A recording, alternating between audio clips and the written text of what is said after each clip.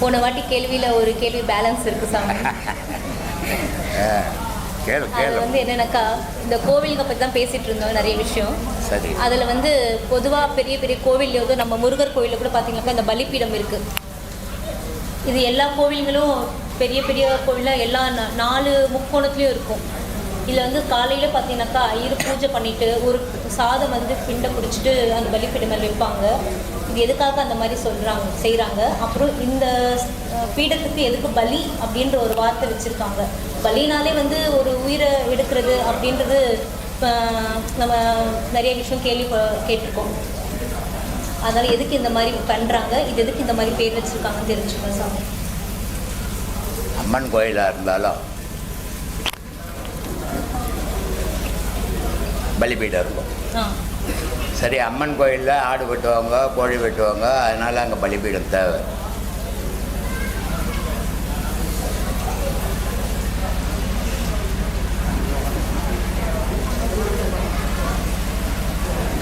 எங்கள் ஓரம் தான் சாரில் போடு,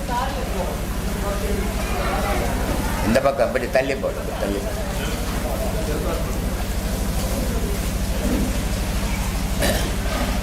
அப்போ அம்மன் கோயிலில் பலிபீடம் வச்சுருந்தா அதில் ஒரு நியாயம் இருக்குது.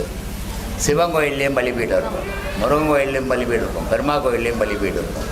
அப்போ அங்கே என்ன வெட்டுறதுக்கு பலிபீடம் வச்சுருக்குறாங்க? இல்லை, இந்த குழப்பம் தானே உனக்கு? இதானே குழப்பம்.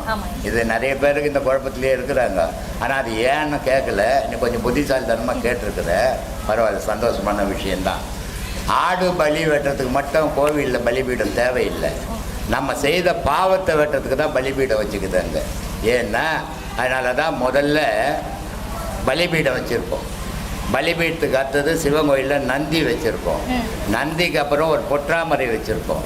பொற்றாமரைக்கு அப்புறம் தான் கடவுள் இருக்கும். இதெல்லாம் எதுக்காக முட்டாள்தனமாக வச்சுக்கிறான்னா அப்படின்னா அறிவுபூர்வமாக வச்சுருக்கிறோம். மனிதன் வந்து கடவுளை அடையணும்னா முதல்ல அவன் பாவத்தை அழிக்கணும்.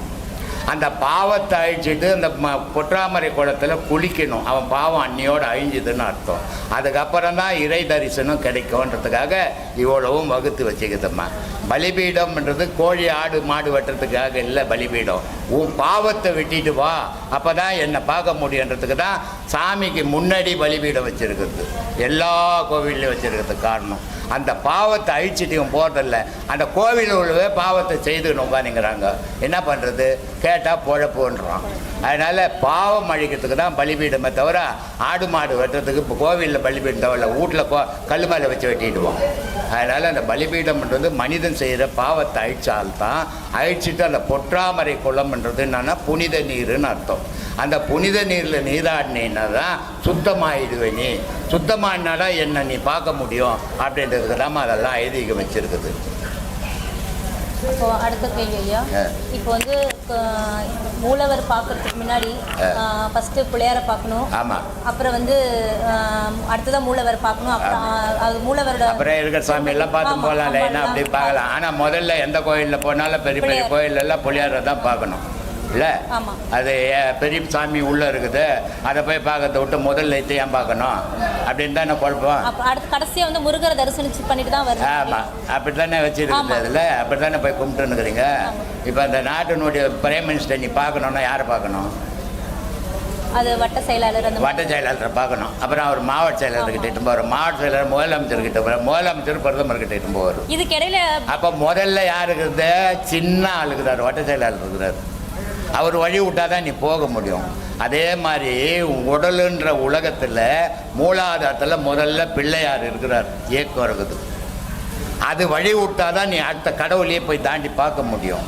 அதனால் முதல்ல கோவிலுடைய அமைப்பே உன் உடல் தான். கோவிலினுடைய பேட்டர்ன் இருக்குது, அது மனித உடல் தான் அந்த பேட்டர்னு.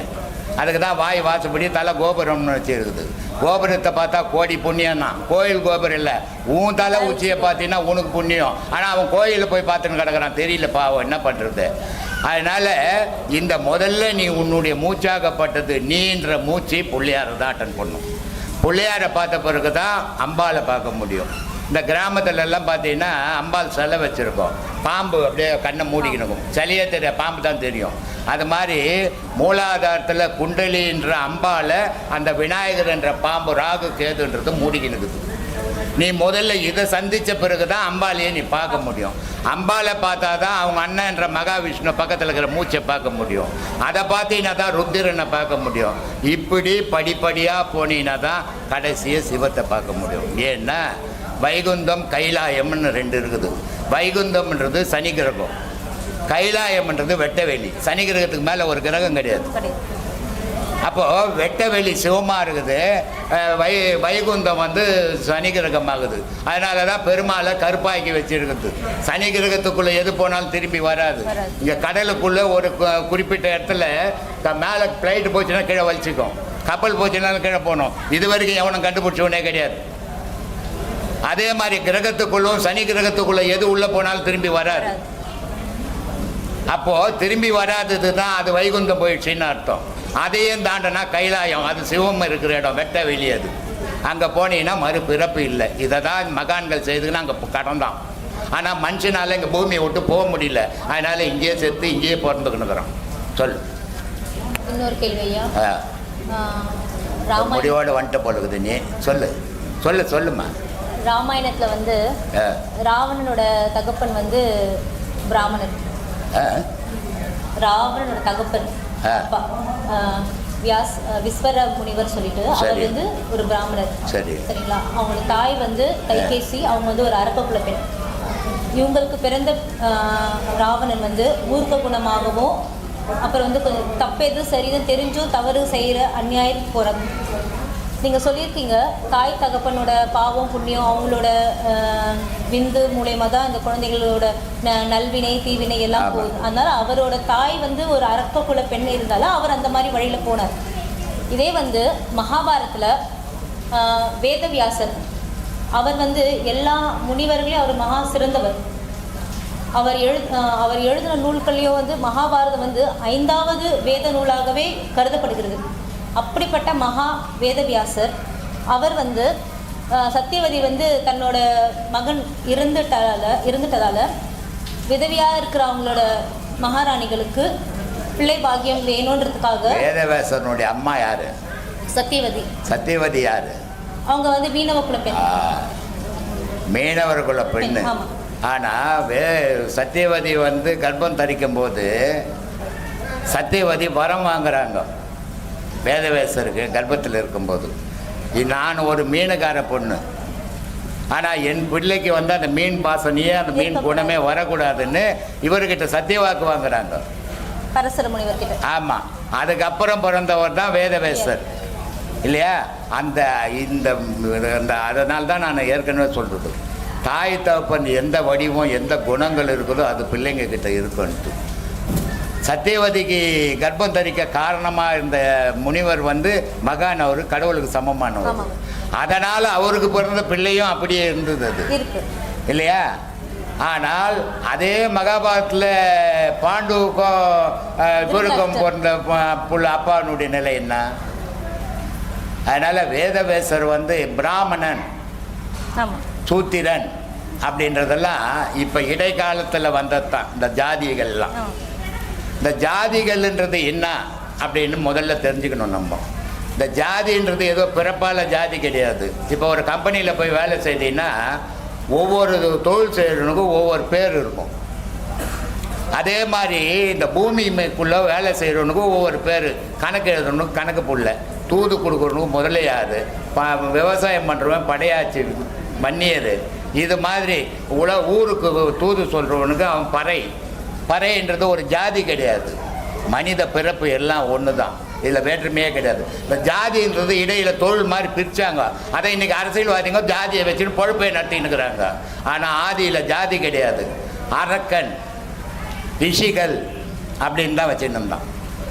அரக்கன்னா தீயவன், ரிஷிகள்னா நல்லவன் அப்படின்னு வச்சுருந்தாங்க. இந்த ஜாதியெல்லாம் அப்புறம் வந்தது தான், பின்னாடி வந்தது தான். அதனால் அந்த வேதவேசர் என்ன பண்ணாருன்னா, அவர் மீனவராகவும் இல்லை பிராமணராகவும் இல்லை இல்லையா? 2 பேருக்கு பிறந்தா அவர் எப்படி பிராமணர்னு சொல்ல முடியும்? அவர் நீங்கள் சொல்கிற மாதிரி அவர் என்ன சொல்கிறதுன்னு தெரியல. அதனால் வேதவேசர் வந்து ஞானிக்கு பிறந்தார். அதனால் அவர் என்ன பண்ணுறார், வேதங்களை எழுதினார். மகாபாரதம் யாரை வச்சு எழுதுறாருன்னா பிள்ளையாரை வச்சு எழுதுறாரு இல்லையா? அதனால அந்த மகாபாரதம் எழுதுனது வேதவேசர். சொன்னது யார்? எழுதுனது விநாயகர் தானே ஐயா? ஆமா, சொன்னது வேதவேசர். ஆனா இது மகாபாரதத்துல நீ மகாபாரத போர்ல கண்ண பரமாத்மா சொல்றாரு. ஆனா மகாபாரதம் நடக்கிறதுக்கு முன்னாடி வேதவேசர் மகாபாரதத்தை எழுதிட்டாரு. என்னோட கேள்வி யாருக்கு சொன்னது? இது கிருஷ்ணர் தான் சொல்லியிருக்காரு. இது மகாபாரதம்ன்றது ஒரு சாதாரண சின்ன கதை இல்லை, அது உலக கதை. இன்னைக்கு உலகம் ஃபுல்லாக நடக்கிற அரசியல் மகாபாரதம் தான். எல்லா நாட்டிலையும் நடந்துக்கிற அரசியல் மகாபாரதத்தில் என்ன நடக்குதோ அத்தனையாக இருக்குது உலகத்தில். கலியுகம் நடக்க போதுன்னுட்டு அதனால தான் சொல்லிட்டாரு கண்ணன், அன்னைக்கே சொல்லிட்டான் இது கலியுகம், இது கடைசி யுகம். கலியுகத்தில் நான் தோன்றும் போது எப்படி தோன்றுவேன் அப்படின்னா குதிரையில வருவதா சொல்லுவாங்க.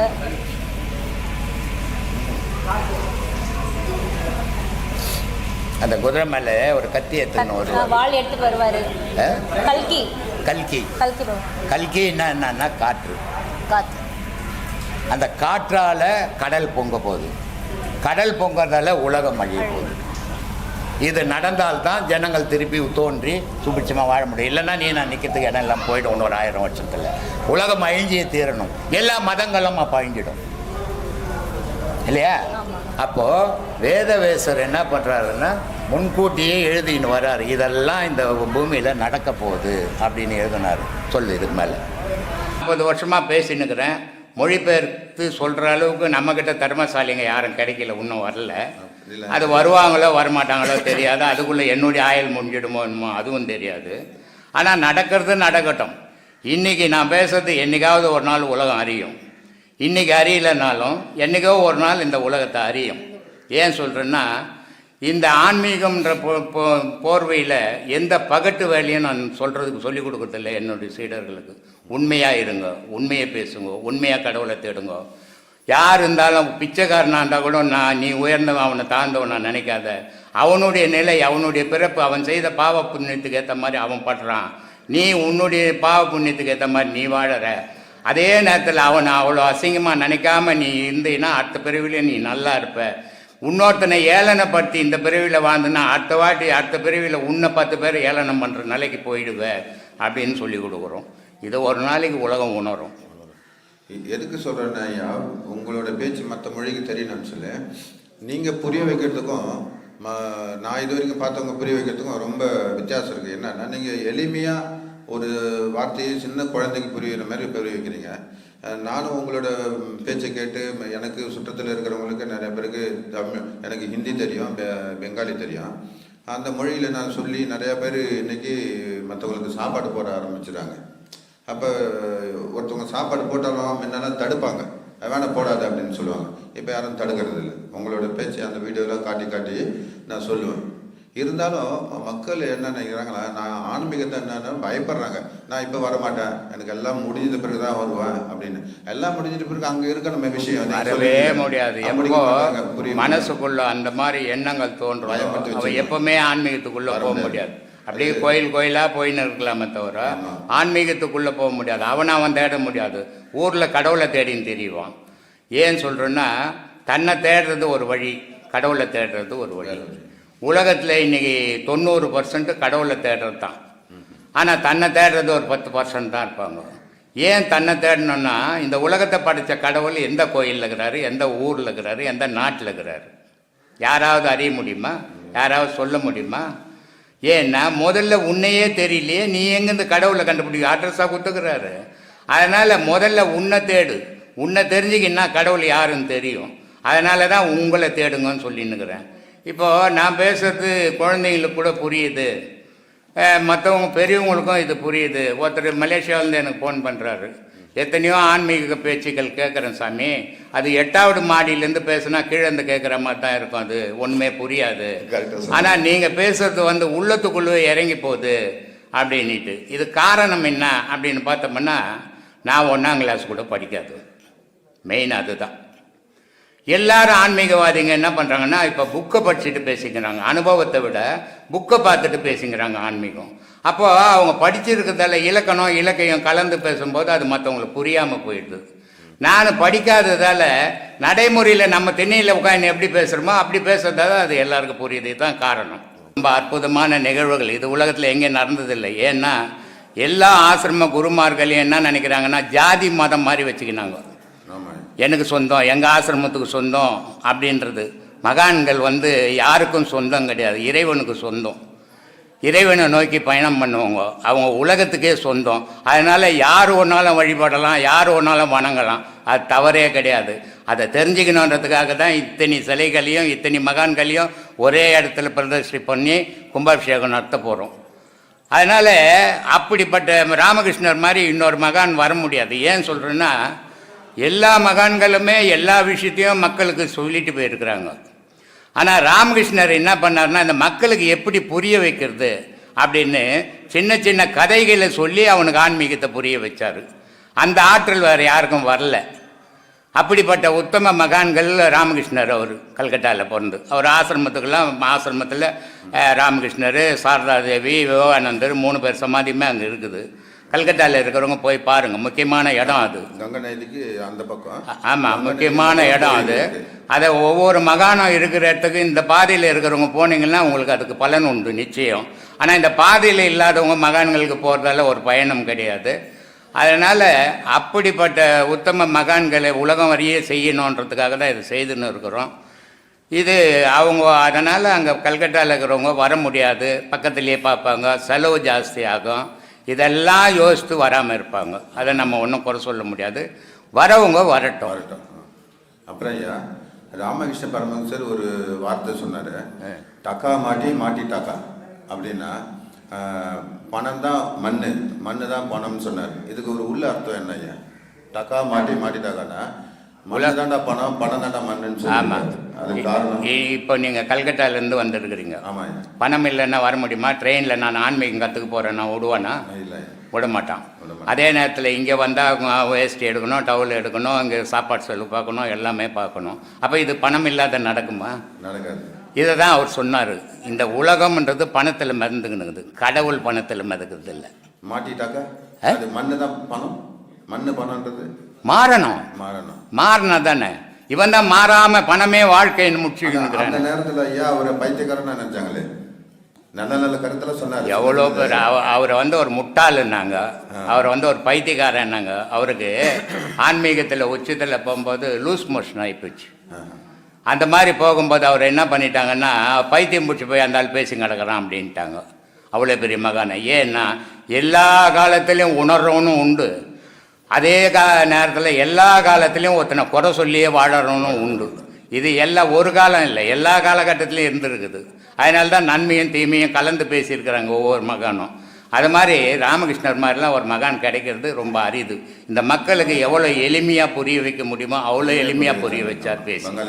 ஏன்னா ஞானத்தை நேரடியாக சொல்லும்போது புரியாது. அதனால் அதுக்கெல்லாம் ஒரு கதைகளாக சொல்லி ஒரு ராமகிருஷ்ணர் புரிய வச்சார்.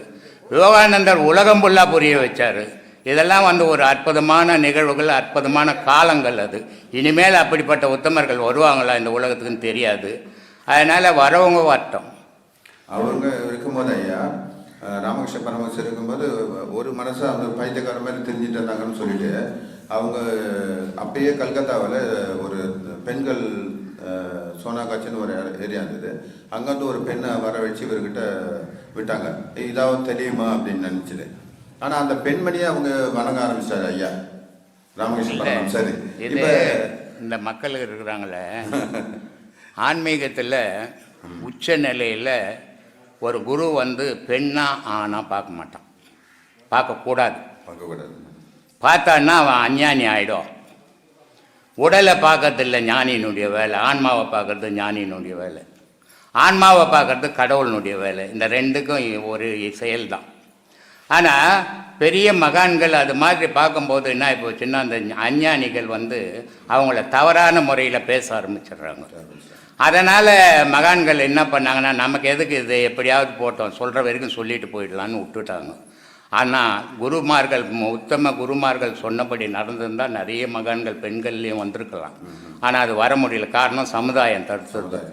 அதனால் அவங்களால வர முடியல. இங்கே வந்து நான் இங்கே சொல்லுவேன், ஆசிரமத்தில் இங்கே உள்ளே வந்துட்டீங்கன்னா உபதேசம் வாங்கிட்டீங்கன்னா நீ ஆனா பெண்ணான்னுலாம் யோசிக்கவே கூடாது. நான் ஒரு சீடா, அவர் ஒரு குரு, அது மட்டும்தான் இருக்கணும் மனசில். நான் பெண்ணு, அவர் ஆண், அந்த நினைப்பு வந்துடுச்சுன்னு சொன்னாவே நீ பாடம் சரியாக பண்ண முடியாது அப்படின்னு சொல்லுவேன். ஏன் சொல்கிறேன்னா, நீ அறிய வேண்டிய பொருள் ஆன்மா, உன் உடலை பற்றி இல்லை.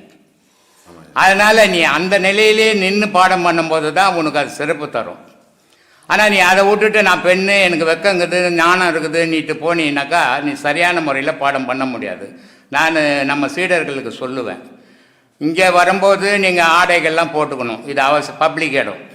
அதே நேரத்தில் உங்கள் வீட்டில் நிர்வாணமாக பூஜை ஞானம் பாடம் பண்ணுங்க. ஏன்னா ஒரு டவுல் அசைஞ்சு உங்கள் உடலில் உண்ணா கூட மனசு அங்கே ஓடிடும் பேண்டில் காற்றுல. கண்டிப்பாக. அதனால் அந்த மாதிரி இல்லாமல் பண்ணுங்க, அது உங்களுக்கு நல்ல மனசு நிற்கிறதுக்கு வழிவகுக்கும் அப்படின்னு சொல்லுவேன். இது தவறாக நினைக்கிறவங்களும் இருக்கிறாங்க. அதுக்கு நம்ம என்ன பண்ண முடியும்? நம்ம கடமை சொல்லணும், சொல்கிறேன். அடிக்கடி சொல்லியிருக்கீங்க, உடலை மறந்து உயிரை நினைங்க. ஆமாம், அதுதானே இந்த பாடத்தினுடைய வேலையே. அதுதான், உடலுக்கு இங்கே சம்பந்தமே கிடையாது. ஏன்னா உடல் அழியிற பொருள், உயிர் அழியா பொருள். உன் நினைவெல்லாம் உடல் மேலே வைக்கக்கூடாது, உயிர் மேலே வைக்கணும். உயிர் மேலே வச்சாதான் அது பிறவிக்கு வரும். இப்போ ராமகிருஷ்ணர் வந்தார் கல்கட்டாவில், அவர் எப்படி வந்தார்னா ஒரே பிறவியில் எடுத்த உடனே ஞானி ஆகிட்டாரா? அப்படி கிடையாது. பல ஆயிரம் பிறவி எடுத்துன்னு வந்தார். அதில் ஒரு வள்ளலார் வந்தார், அவர் எப்படி ஒரு பிறவிலேயே ஞானி ஆனார். ஒரு ரமணர் வந்தார், ஒரு பிறவிலேயே பல பிறவிகள் அந்த உயிரோட உறவாடி உறவாடி உறவாடி கடைசியில் ஒரு பிறவியில் அதை முடிக்கிறாங்க.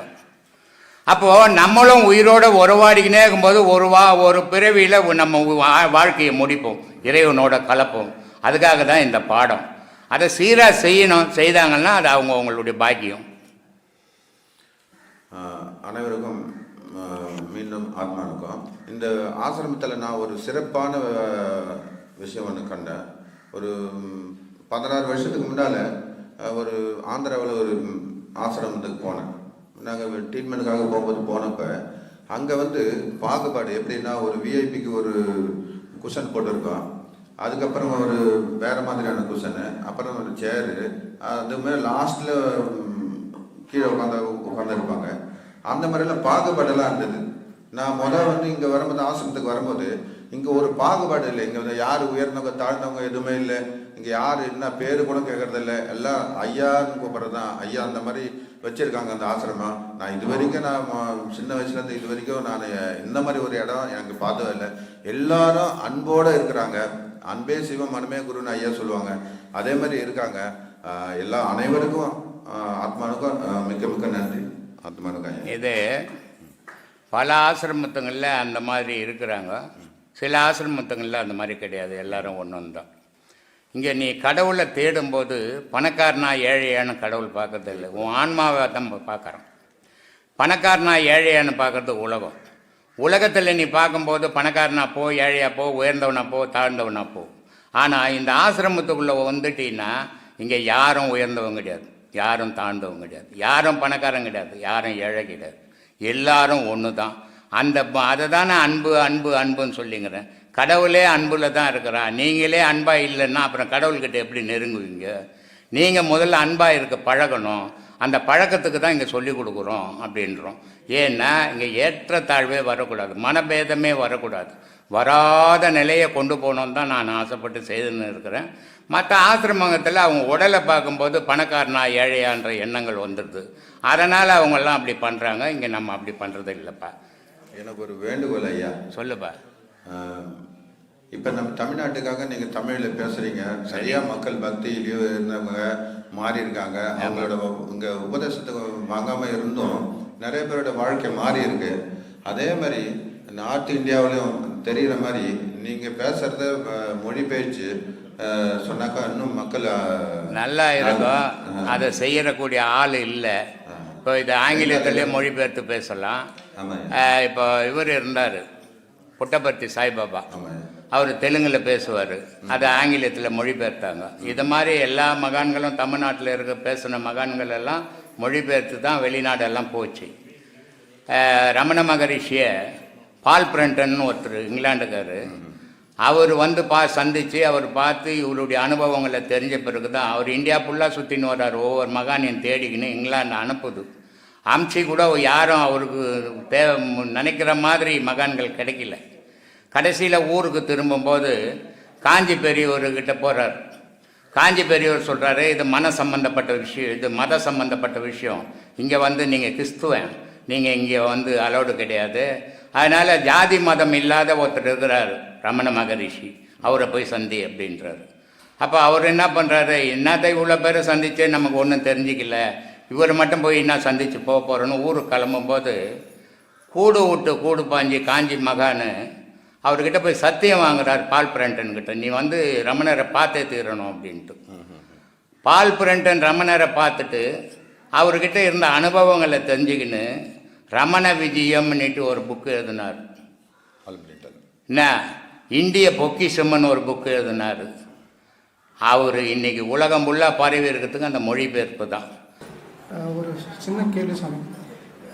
இனிஷியலாக ஸ்டார்ட் பண்ணுறப்ப நம்ம ரொம்ப எஃபர்ட்டோடு பயணிக்கிறோம். ஆனால் போக போக எஃபர்ட் பண்ணணும்னு நினைக்கிறோம், ஆனால் சமயத்தில் கீழே வந்துடுறோம். இதை திருப்பி எந்திரிக்கிறோம், ஆனால் சமயத்தில் வழுக்க நமக்கு என்னடா இதை நம்ம கரெக்டான பாட்டில் தான் போயிட்டுருக்கோமா அப்படின்ற ஒரு மனம் இது. ஒரு பொருள் வலிச்சதுன்னாக்கா ஒழுங்காக போவேன், இரு பொருள் வலிச்சதுன்னா ஒழுங்காக போக மாட்டேன். ஏன்னா ஒரு பொண்ணு பார்த்து ஒரு கல்யாணம் புது கல்யாணம் ஆச்சுன்னா அந்த மாப்பிள்ளை எப்போ வருவான்னு பொண்ணு எதிர்பார்ப்பா, பொண்ணு எப்போ வருவான்னு மாப்பிள்ளை எதிர்பார்ப்பா, ரொம்ப ஆர்வமாக இருப்பாங்க. அதே ஒரு 6 மாதம் போச்சுன்னா சரி அவன் எப்போனா வரட்டுமே இவன் எப்போனா வரட்டுமேன்னு ஆகிடும், ஏன்னா பழசு ஆயிடுச்சு. அந்த மாதிரி இந்த பாடமாகப்பட்டது முதல்ல வேகமாக போனீங்க, போகும்போது அப்புறமா என்ன போச்சுன்னா குடும்பம் ஒரு பக்கம் வலிக்குது. குடும்பம் வலிக்கும் போது அதில் வேகம் குறையுது. திருப்பி என்னடா நம்ம இதை விட்டுட்டுமே திருப்பி ஓடணும்னு ஓடும்போது திருப்பி வேகமாக ஓடுறீங்க, திருப்பி குடும்பம் வலிக்குது. அப்போது இது ரெண்டுக்கும் போராட்டம் தான். இது இந்த பாடம் இந்த குடும்பத்துக்கும் தெய்வத்துக்கும் போராட்டம் தான், இடையில நீ. ஆனால் இதை போராடி தான் ஜெயிச்சாகணும், வேறு வழியே கிடையாது. ஏன்னா இப்போ தான் சொன்னேன், 75 750 பொம்பளைங்க ஒரு ஆசிரமத்தில் அனாதையாக இருக்கிறாங்கன்னு. இன்றைக்கி உனக்கு வருமானம் இருக்குது, இன்றைக்கி உன் உடலில் பலம் இருக்குது, உங்கள்கிட்ட பணம் இருக்குது, அதனால் உன் குடும்பம் உன்னை எதிர்பார்க்குது, அதனால் உன்னை விடமாட்டேன்து.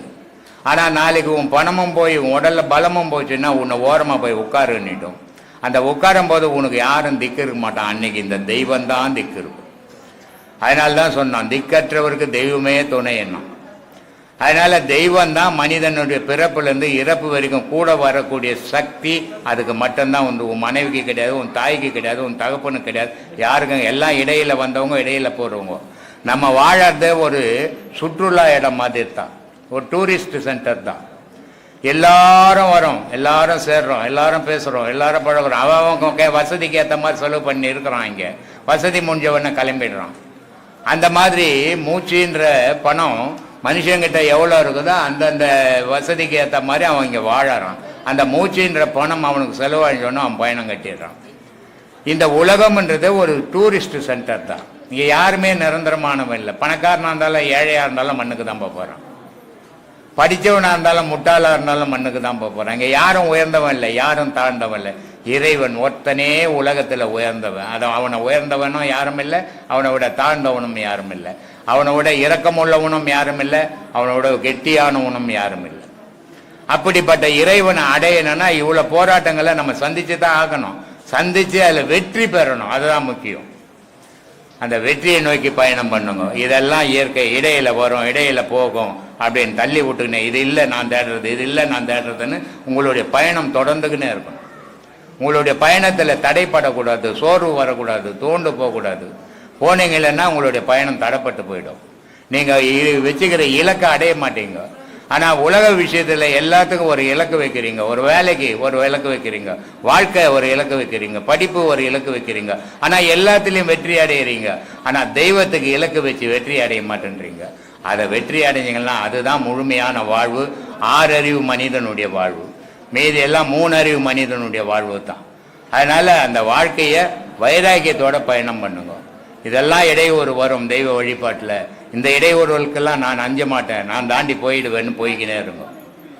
சைனாவில் மாசோத்திங்கன்னு ஒருத்தன் தான். அந்த மாசோத்திங்க அன்னைக்கு சைனாவினுடைய நிலை என்னன்னா மயக்கத்தில் இருந்தது. சைனா எல்லாருக்கும் கெஞ்சா அபீன் இது மாதிரி கொடுத்து மன்னருங்கெல்லாம் மயக்கையே வச்சுருந்தாங்க. அதனால் வளர்ச்சியே கிடையாது. மன்னர் என்ன சொல்கிறோன்னா அதை கேட்டு தெரிஞ்சுக்கணும் மக்கள். அப்படிப்பட்ட மக்களை மாற்றணுன்றதுக்காக மாசோத்திங்க வந்தான். அந்த மாசோத்திங்க என்ன பண்ணால் வந்து புரட்சியை பண்ண ஆரம்பித்தான், மாற்ற ஆரம்பித்தான் மக்களை. மாற்றின உடனே இந்த மன்னர்கள்லாம் சேர்ந்து இவனை காலி பண்ணிடணும் அப்படின்னு சொல்லிட்டு இவனை உயிரோடு வேணா பிடிச்சி கொடுங்க, பணமாக வேணா பிடிச்சி கொடுங்கடான்ட்டான். அவனை எங்கே தேடினாலும் கிடைக்கல. ஒரு இடத்துல ஒரு மீட்டிங், மாசோத்திங்கனுடைய மீட்டிங். அந்த மீட்டிங்கில் அவனுடைய மனைவியும் அவனும் கலந்துக்கிறாங்க. அவன் தாண்டி போகக்கூடிய இடத்துல தீ போட்டு கொளுத்திடுறாங்க, இவன் எப்படியுமே தப்பிச்சு போகக்கூடாது அப்படின்ட்டு. ஆனால் இவன் என்ன பண்ணுறான், இவனை பிடிக்க போகிறாங்கன்னு தெரிஞ்சு அந்த தீயை தாண்டிடுறான். ஆனால் இவன் தாண்டும் போது அவனுடைய மனைவி தீயில மாட்டிக்கிறான். அவள் கத்துறா, என்னை காப்பாற்றுங்க, என்னை காப்பாற்றுங்க, நான் தீயில மாட்டிக்கினேன், வாசம் தீயில மாட்டிக்கினேன், என்னை காப்பாற்றுங்கன்னு அவள் கத்துறா. ஆனால் மாசோத்திங் திரும்பி பார்க்கறான். காப்பாற்றலான்னு போனாக்கா இவன் மாட்டிப்பான். இவன் மாட்டிக்கினா அந்த நாடு பாழா போயிடும். அதனால மனைவி இருந்தாலும் பரவாயில்லன்ட்டு இவன் தப்பிச்சு போயிடுறான். அவன் தான் இன்னைக்கு இன்னும் உலகத்தில் தீவிர கம்யூனிஸ்ட்னு இருக்கிற மாசோத்திங்கனுடைய தலைமை. அந்த மாதிரி இது எது போனாலும் பரவாயில்ல, நான் அடைய வேண்டிய இலக்கை அடையணும்னு இருக்கணும், வைராக்கியம் இருக்கணும். அதுதான் ஞானம். பூநூல் போட்டு நிற்பாங்க.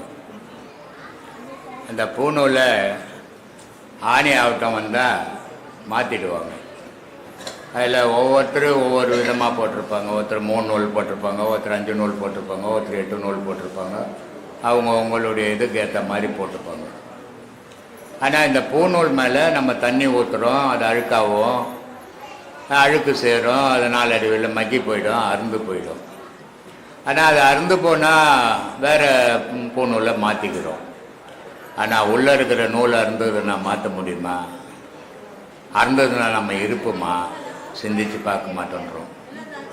அதனால் நம்ம வாழும்போதே உள்ளே இருக்கிற நூலை முறுக்கி விடணும். அது உறுதியோடு இருந்ததுன்னா அதுதான் நமக்கு காவல் இருக்கும். அப்படின்றதுக்காக சிவவாய்க்கர் சொல்கிறாரு, பரித்து நூல் முறுக்கிவிட்டு பஞ்சி ஓதும் மாந்தரே, துரித்து நூல் முறுக்கிவிட்டு துன்பம் நீக்க வல்லாரேல், கருத்தில் நூல் கலைப்படும் கால நூல் கழிந்திடும், திருத்தி நூல் காவலுறும் சிவாய அஞ்செழுத்துமே அப்படின்றார். அப்போது இந்த நமச்சிவாயான்ற எழுத்து இருக்குது, அது சாதாரணமான எழுத்து இல்லை. 1000 மந்திரங்கள் இருந்தாலும் ஓம் நமச்சிவாயா அப்படின்னீங்கன்னா அதுக்கு இருக்கிற சக்தி வேறு எதுக்கும் இல்லை. அந்த ஓம் நமச்சிவாயான்ற 5 எழுத்து மந்திரம்தான் உலகம். 5 பஞ்சபூதமாக வாங்குது, 5 எழுத்தாக வாங்குது, 5 தெய்வங்களாகவும் இருக்குது. எல்லாமே அந்த 5 இருக்குது. நம்ம உடலும் 5 எழுத்தாக இருக்குது. நீர், நெருப்பு, காற்று, ஆகாயம், பூமி, மண், இந்த 5 தத்துவங்களாகவும் இருக்குது. இந்த 5 எழுத்துக்குள்ளே இருக்கிற அந்த உயிரை நல்லா உறுதி பண்ணிக்கங்க. அதை உறுதி பண்ணிக்கலாம், அதான் உங்களுக்கு காவலாக இருக்கும். மற்றது எதுவுமே காவலாக இருக்காது அப்படின்னு ஒவ்வொரு மகானும் சொல்கிறாங்க. நம்ம அதெல்லாம் கேட்டு தெரிஞ்சுக்கணும்.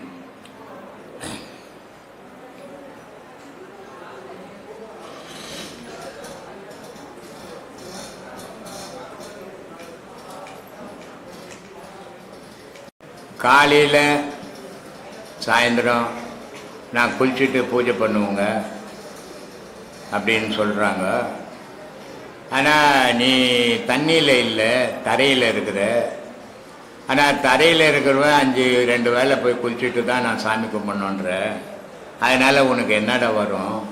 தண்ணியிலேயே இருக்கிற தேரை என்னடா கண்டுது அது அப்படின்றார். அதனால் சொல்கிறாரு, காலை மாலை நீரிலே மூழ்கும் அந்த மூடர்கள், காலை மாலை நீரிலே கிடந்த தேரை என்பெரும் காலமே எழுந்திருந்து கண்கள் 3இல் ஒன்றினால் மூலமே நினைப்பராகில் முத்தி சித்தி உண்டாகுமே. மூலத்தை நினைக்கணும். முக்தி ஓணும் சக்தி ஓணும்னுட்டு உலகம் ஃபுல்லாக மனுஷன் திரியிறானே தவிர வெளியே போய் கண்டதை தேடியும் தெரிஞ்சு முக்தியும் கிடைக்காது, மோட்சமும் கிடைக்காது. அவனுக்குள்ளே இருக்கிற மூலப்பொருளை நினைக்கணும். அந்த மூலப்பொருள் தான் சிவத்தோடு போய் சேர்க்கணும். சேர்த்தால்தான் ரெண்டு பொருள் சேரும்போது தான் முக்திக்கும் மோட்சத்துக்கும் வழி. அதனால சொல்றார் திருமூலர், இருட்டறை மூலையில் இருந்த கன்னி குருட்டு கிழவன் கூடல் குறித்து குருட்டினை நீக்கி மருட்டி அவளை மனம் புரிந்தாள் என்றார். இதுக்கு என்ன பொருள் அப்படின்னு பார்த்தீங்கன்னா, முன்பக்கம் மாயை என்ற மகாவிஷ்ணுவனுடைய மூச்சு இருக்குது. அதை முன்பக்கம் போனால் அந்த அம்பாள் போய் சிவத்தோடு சேர முடியாது. அதனால் மடைமாறின்னு பேர். பின்பக்கமாக எடுத்துன்னு போனோம். அதை எடுத்துன்னு போய் சிவத்தோடு சேர்த்தீங்கன்னா சிவம் கண்ணு தெரியாத காலமெல்லாம் காத்துங்கிறாரு அம்பாளை பார்க்கறதுக்கு. இந்த அம்மா போய் நின்ன உடனே அவருக்கு அந்த சக்தியால் கண்ணு வந்துச்சு. கண்ணு வந்ததால் தனக்குள்ளே தன்னை சேர்த்துக்கினாரு, இணைச்சிக்கினாங்க, கல்யாணம் பண்ணிக்கினாங்க. இந்த பிரிஞ்சு போயிருந்த ரெண்டு பேரும் கல்யாணம் பண்ணிக்கினதுக்கு காரணமாக இருந்த இந்த பிள்ளைய நடுரோட்டில் விடுவாங்களா, அந்த பிள்ளையை தனக்குள்ளே சேர்ப்பாங்க. அந்த தனக்குள்ளே சிவத்தோடும் சக்தியோடும் அந்த ஜீவன் சேரும்போது தான் முக்தி மோட்சம் கிடைக்கும். இதுதாண்டா முக்தி மோட்சத்துக்கு வழி அப்படின்றார். அப்படிப்பட்ட வழியெல்லாம் நமக்கு சொல்லி கொடுத்து கூட நம்ம சீரான மொழியில் போல பட்டினத்தார் சொல்றார், மூலத்தில் உதித்தெழுந்த முக்கோண சக்கரத்துன் வாழை இதனை போற்றாமல் மதிமறந்தேன் பூரணமே, உந்தி கமலத்து உதித்து நின்ற பிரம்மாவை சந்தித்து காணாமல் தற்றெழுந்தேன் பூரணமே. உந்தி கமலத்து உதித்து நின்ற பிரம்மாவை சந்தித்து ஒவ்வொரு ஆதாரத்துக்கும் உங்களுக்கு பாடம் கொடுக்குறேன். அந்த ஒவ்வொரு ஆதாரமும் நீங்கள் அந்த 5 நிமிஷம் அங்கே நின்று போகும்போது ஒவ்வொரு தெய்வ துணையும் உங்களுக்கு கிடைக்கும். அந்த ஒவ்வொரு தெய்வ துணையும் கிடைக்கும் போது கடைசியில் சகசிராரம் ஏறும்போது அந்த சகசிராரத்தில் நீ போய் இணையும் போது உங்களுக்கு முக்தி கிடைக்கும். அதுக்காக முயற்சிகளை நீங்கள் பண்ணிக்கினே இருக்கணும். அந்த முயற்சியிலேருந்து பின் வாங்கவே கூடாது. அப்படி வாங்கினீங்கன்னா நீங்கள் அதை அடைய முடியாது. அதனால் ஏணிப்படி மாதிரி அது. மூலாதாரம், சோதிஷ்டானம், மணிப்பூரகம், அநாகதம், விசித்தி, ஆக்ஞை, சகசிராமம் 7 ஸ்தானங்கள் அது. அந்த 7 ஸ்தானத்துக்கு உன்னுடைய சுவாசமாகப்பட்டது போய் அடங்கணும். 7வது ஸ்தானத்தில் அடங்கணும். அப்படி அடங்கச்சின்னா தான் ஞானம் கிடைக்கும். அதை அடங்கணும்னா மனம் அடங்கணும். மனம் அடங்கணும்னா புலன் அடங்கணும். புலன் அடங்கணும்னா செயல் அடங்கணும். இவ்வளவும் ஒன்னோட ஒன்று தொடர்பு உடையது. ஆனால் இது எல்லாம் அடங்கி போச்சுன்னா வீடு இல்லை, வாசல் இல்லை, வேலை இல்லை, வெட்டி இல்லை, சொந்தம் இல்லை, பந்தம் இல்லை. ஆனால் இதையெல்லாம் செய்துக்கின்னு அடக்கி பழகணும். அடக்கி பழகும் போது அது ஒரு நாள் அடங்கிடும் தானாவே. ஆனால் அடக்கி பழகாமல் ஏதோ இங்கே ஒரு நாள் வரோம், பார்க்குறோம், பேசுகிறோம், போகிறோம், வரோன்றதுனால அது ஞானம் கிடைச்சிடாது உங்களுக்கெல்லாம். ஏன்னா ஒவ்வொரு மனுஷனும் தனக்குள்ளே இருக்கிற பொருளை தான் தேடி எடுக்கணும். பிறரால் கொடுக்க முடியாது. எல்லாரும் சொல்லுவாங்க, நான் கை வச்சா உனக்கு இதாகிடுங்க, நான் கை வச்சா நீ கோடி சொன்னார். இங்கே நான் கை வச்சா யாரும் பிச்சைக்காரனாக தான் போய்க்கிறான், எவனும் பணக்காரனாந்தே கிடையாது. ஏன்னா நானே ஒரு பிச்சைக்காரன் தான். அதனால் யார் கை வச்சா யாருக்கு உன்னுடைய விதி என்ன முடிவு பண்ணிக்குதோ அதனுடைய படி தான் உன்னுடைய வாழ்வு அமைய போகுது. இதை நான் வச்சு உன்னை காப்பாற்றவும் முடியாது, நான் கை வச்சு உன்னை சாகடிக்கவும் முடியாது. ஏன்னா எனக்கு அந்த சக்தியும் கிடையாது. அதனால் இதை மாதிரிலாம் சொல்லி ஏமாத்துறாங்கன்னு போய் ஏமாந்துடாதீங்க. தயவு செய்து உங்களுக்குள்ள உங்களையே ஆராயுங்க, உங்களையே நினைங்க. நீங்கள் தான் பிறக்க போகிறீங்க, நீங்கள் தான் சாக போகிறீங்க. ஒவ்வொரு பிறவிலையும் வரப்போது உங்களுடைய உயிர் தான். உலகத்தில் இருக்கிறவங்க யார் தொடர்பு இருந்ததுன்னா அடுத்த பிறவியில் தெரிய போதில்லை. தாய் தெரியாது, மனைவி தெரியாது, சகோதரி தெரியாது, தாப்பான்னு தெரியாது. அப்போ உங்களை மட்டும்தான் உங்களுக்கு ஒவ்வொரு பிறவிலையும் தொடரும். அப்படிப்பட்ட தொடர்புடைய உயிரை தொடர்பு கொண்டு அதோட உறவாட கற்றுக்கினீங்கன்னா உங்களுடைய ஆன்மா சாந்தி பெறும். அந்த சாந்திக்காக தான் இந்த ஞானம் தேவை. அந்த ஞானத்தை அடையிறதுக்கு முயற்சிகளை பண்ணுங்க, அதில் வெற்றி அடையுங்க. அதுதான் வாழ்க்கையினுடைய முடிவாக இருக்கணும். மந்திரவாதியெல்லாம் என்ன பண்ணுவாங்கன்னா 2 பேர் சேருவாங்க. 2 பேர் சேர்ந்து ஒருத்தர் தண்ணியில் இறங்கிடுவார். அவர் இந்த போட்டி கீட்டி அது இதெல்லாம் எடுத்து ஒரு பானையில் குடுவியில் போட்டுன்னு அவர் தண்ணியில் நின்றுதுன்னு அவர் பூஜை பண்ணுவார். இவருக்கு எந்த ஆபத்தும் வராத கரையில் நின்று ஒரு மந்திரவாதி பூஜை பண்ணுவார். அப்படி பண்ணி பண்ணி பண்ணி பண்ணி பண்ணி 4 அடிவில் தான் பலிக்கும் அது. அதனால் தாத்தா மந்திரம் சொன்னார்னா அவர் தண்ணியில் இறங்கிருப்பார். நீ தண்ணியில் இறங்கி மூழ்கி பண்ணின்னா நடக்க போகுது. இதில் என்ன இருக்குது, நல்லா மூழ்கு போய்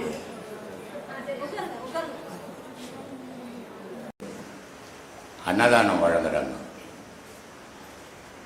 பிறந்த நாள் வருஷத்தில் ஒரு நாள் அன்னதானம் வழங்குறது சகஜம். இன்றைக்கி பெரிய பெரிய அரசியல் தலைவர்கள்லாம் கூட அன்னதானம் வழங்குறாங்க.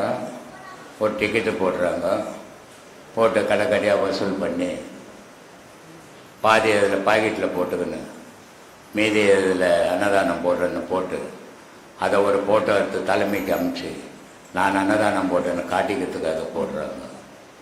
ஆனால் ஒவ்வொரு மாதம் 29ஆம் தேதியும் அன்னதானம் பண்ணுறாங்க நம்ம ஆளுங்க. இவ்வளோ நாளாகவும் பண்ணின்னுக்கிறாங்க. ஆனால் இந்த மாதம் ஒரு 750 பெண்களுக்கு ஒரு ஆசிரமத்தில் அன்னதானம் பண்ணாங்க. அதை பார்த்துட்டு 2 நாளாக மனசு கெட்டு போச்சு எனக்கு. ஏன்னா எல்லாமே வயசானவங்க. ஆனால் அவங்களுடைய வயசில் அவங்க விரும்பினதை விரும்பி சாப்பிட்ருப்பாங்க. அவங்களுக்கு எவ்வளோ சொந்தக்காரர் இருப்பாங்க, பிள்ளைங்க இருப்பாங்க, பொண்ணுங்க இருப்பாங்க, அண்ணன் தம்பி இருப்பாங்க, அக்கா தங்கச்சி இருப்பாங்க, இவ்வளோ பேர் இருந்திருப்பாங்க. இருந்தும் இன்றைக்கி அவங்க அனாதையாக இருக்கிறாங்க. இதுக்கு என்ன காரணம்? ஏன் இப்படி ஒரு நிலை மனுஷனுக்கு வருது? மிருகங்கள்லாம் கூட இருக்குது, அதுங்க கூட அனாதைன்னு எதுவுமே ஆகலை. ஆனால் இந்த மனிதன் மட்டும் அனாதைன்னு ஆகி போகிறான். இந்த அனாதைன்ற வார்த்தை எதுலேருந்து உருவாகுது, ஏன் வருது அப்படின்னா, உறவுகளை வளர்க்குறவன் மனுஷன் மட்டும்தான், மிருகங்கள் வளர்க்குறதில்லை. இந்த உறவுகள்லாம் குறிப்பிட்ட காலம் வரைக்கும் உறவாடிட்டு அந்த உடல் ஒடுங்கி பாக்கெட்டில் பணம் போய் நிற்கிற போது இந்த உறவுகள் அவனை விட்டு ஒதுங்கி போகுது. ஒதுங்கும் போது அவன் அனாதை ஆக்கப்படுறான். அந்த அனாதை ஆகும்போது அவனுக்கு யாருமே இல்லாத தடுமாற்றம் வருது. அந்த தடுமாற்றத்தால் இந்த ஆசிரமங்கள் இன்றைக்கி ஊருப்பட்ட அநாத ஆசிரமங்கள் ஆகிப்போச்சு. அந்த அநாத ஆசிரமங்களில் இன்றைக்கி எவ்வளோ குழந்தைங்க, எவ்வளோ முதியோருங்க, எவ்வளோ பேர் நினைக்கும் போது ரொம்ப வருத்தமாக இருக்குது, ரொம்ப மனசு கஷ்டமாக இருக்குது. அந்த 750 பெண்களுக்கு அந்த அன்னதானம் பண்ணது தாம்பரத்தில் ரொம்ப மனசு நெகிழ்ந்து போச்சு. ஆனால் அன்னதானம் பண்ணுறது ஏதோ ஒப்புக்கு போடக்கூடாது. நான் ஏற்கனவே சொல்லிக்கிறேன், எதை செய்தாலும் முறையான முறையில் நல்லா செய்ய முடிஞ்சால் செய்யுங்க, இல்லைன்னா செய்யாதீங்கன்னுடுவேன். அந்த மாதிரி நல்ல சிறப்பான சாப்பாடுகள் போடுறாங்க. அதை வாங்கி சாப்பிடக்கூட முடியாத நிலை இருக்குது. அவங்களுக்கு எவ்வளோ உறவுகள், எவ்வளோ சொந்த பந்தங்கள், எவ்வளோ சொத்து சோகங்கள் இருந்திருக்கும், அவ்வளோ பேருக்கும். எல்லாருமே ஏழ்மையாக இருந்திருக்க மாட்டாங்க. ஆனால் வசதிகள் இருந்தும் வாய்ப்புகள் இல்லாத இன்றைக்கி அநாத ஆசிரமத்தில் இருக்கிறாங்கன்னா இந்த பிள்ளைகள் எப்படி அவங்கள இழந்திருப்பாங்க, இந்த பிள்ளைகளை அவங்க எப்படி இழந்திருப்பாங்க. இதுதான் மனித வாழ்வா அப்படின்ட்டு ரொம்ப வருத்தமாக இருந்தது. இப்படிப்பட்ட வாழ்க்கை தடுமாற்றம் வர்றதுக்கு காரணம் என்னன்னா மனபலவீனம். இந்த மனம் உறுதியாக இருந்ததுன்னா இந்த தடுமாற்றமே வராது. இந்த மனம் உறுதியாக இருக்கணுன்றதுக்கு தான் இந்த பாடமே நான் கொடுக்குறேன். இந்த பாடத்தை செய்கிறவங்க இன்றைக்கி தள்ளாத வயசில் கூட உறுதியோடு இருக்கிறாங்க. 77 வயசு நேற்று மலேசியாவிலேருந்து எனக்கு ஃபோன் பண்ணுறாங்க, சாமி நான் ரொம்ப தடுமாறி போயிருந்தேன், என் வாழ்க்கை என்ன ஆகுமோன்னு பயந்துருந்தேன், உங்களாண்ட உபதேசம் வாங்கினதுக்கு இன்றைக்கி தைரியமாக வாழறேன் அப்படின்ட்டு. இந்த தைரியத்தை வர வைக்கிறது இது என்னால் இல்லை, நான் கொடுக்குற பாடமும் நீங்கள் செய்கிற பழக்கமும் தான் உங்களை அந்த தைரியத்தை உண்டாக்கும். அந்த தைரியத்தை ஒவ்வொருத்தரும் வளர்த்துங்கோ. யாருடைய வாழ்வு எப்படி முடியும்னு யாராலையும் நிர்ணயிக்க முடியாது. வாழுங்காலத்தில் தெய்வத்தை சுமங்க மனசில். அந்த தெய்வம் உங்களுக்கு அடுத்த பிறவிலையாவது நல்ல வழியை காட்டும். எல்லாரும் உலக மக்கள் நல்லா இருக்கணும்னு தான் இவ்வளவும் பேசுகிறேன். இதை நீங்கள் எடுத்துப்பீங்கன்னு நம்புகிறேன். வாங்கப்பா, யார் கேள்வி கேட்கணும்? வாங்க, சட்டன் வாங்க. என்னுடைய சீடர்களுக்கும் உலகம் ஃபுல்லாக பரவியிருக்கும் என்னுடைய பக்தர்களுக்கும் என்னுடைய பேச்சை கேட்டு ஆனந்தப்படும் இளைய சமுதாயத்துக்கும் பிரம்மசூத்திர குழு சார்பிலையும் என்னுடைய சார்பிலையும் ஆத்ம வணக்கம். நீங்கள் படித்தீங்கன்னா உங்களுக்கு பாதி உண்மைகள் தெரிஞ்சிடும் ஞானத்தை பற்றி. மீதி நேரடியாக வரும்போது தெரிஞ்சுக்கலாம். அதில் ஒரு புக்கு சரம் பார்த்தால் பரம் பார்க்கலான்ற தமிழ் புக்கு, 2வது மௌனம் பேசுமான்ற தமிழ் புக்கு, 3வது சீடர்கள் கேள்வியும் குருவின் பதிலுன்ற தமிழ் புக்கு, குருவின் வாழ்க்கை வரலாறு சீடர்களின் அனுபவம்ன்றது தமிழ் புக்கு. இந்த 4 தமிழ் புக்கு. இது 2 இங்கிலீஷ் புக்கு. இந்த இங்கிலீஷ் புக்கு வந்து ராஜயோகம்னுட்டு இங்கிலீஷ் புக்கு. இதை வாங்கி படிச்சிங்கன்னா அந்த யோகத்தை பற்றி பாதி விஷயங்கள் நீங்கள் தெரிஞ்சுக்கலாம். அது இங்கிலீஷ் தெரிஞ்சவங்க வாங்கி படிக்கலாம். இல்லை நிறைய விஷயங்கள் உங்களுக்கு சொல்லியிருப்பேன், அதை பார்த்து இது பண்ணலாம். இது ராஜயோகம்னு பேர். இது வந்து மௌனம் பேசுமான்ற புக்கை வந்து இங்கிலீஷில் போட்டுக்கிறோம். சைலன்ஸ் ஸ்பீச் அப்படின்ட்டு போட்டிருக்கிறோம். இதை வாங்கி படிச்சிங்கன்னா மௌனத்தை பற்றி தெரிஞ்சுக்கலாம். இது 2மே இங்கிலீஷ் புக்கு, அது 4 தமிழ் புக்கு. நீங்கள் இதுங்களை வாங்கி படிச்சிங்கன்னா அந்த ஞானத்தை பற்றி பாதி விஷயம் தெரிஞ்சுக்கலாம். நீங்கள் அப்புறமா நேரடியாக வரும்போது மீதியை தெரிஞ்சுக்கலாம். அதனால் இந்த புக்கை இன்றைக்கி உங்களுக்காக பேசுகிறத, இல்லை வெளிநாட்டில் இருக்கிறவங்களும் இல்லை இங்கே இந்தியாவில் இருக்கிறவங்களும் வாங்கி படிச்சிங்கன்னா நிறைய விஷயங்கள் இதை தெரிஞ்சுக்க வாய்ப்பு கிடைக்கும். சிவகுமாரை கான்டாக்ட் பண்ணிங்கன்னா அவர் வந்து புக்குங்க ஆசிரம சார்பில் அனுப்புறது அவர் தான், நம்ம ஆசிரம சார்பில். அதனால் புக்கு ஓனன்றவங்க சிவகுமாரை கான்டாக்ட் பண்ணிங்கன்னா உங்களுக்கு புக்கு பார்சல் அனுப்பிச்சிடுவார். ஒவ்வொரு நாட்டுக்கு ஒவ்வொரு ரேட்டு கொரியர் சார்ஜாக இருக்குது. தமிழ்நாட்டுக்குள்ளே போச்சுன்னா 700 தான் ஆகுது. வெளிநாடுகளில் போகும்போது ஒவ்வொரு நாட்டில் ஒவ்வொரு கொரியர் சார்ஜ் ஆகுது. அதை அவரை கான்டாக்ட் பண்ணிங்கன்னா எவ்வளோன்னு சொல்லுவார். அதையும் அட்ரஸையும் கரெக்டாக அனுப்பிச்சிங்கன்னா உங்களுக்கு புக்கு வந்து சேர்ந்துடும். இந்த 6 புக்கும் படிக்கும்போது உங்களுக்கு பாதி ஞானத்தை பற்றி தெரிஞ்சுக்கலாம். அதுக்கு வாய்ப்பு கிடைக்கும். நன்றி, வணக்கம்.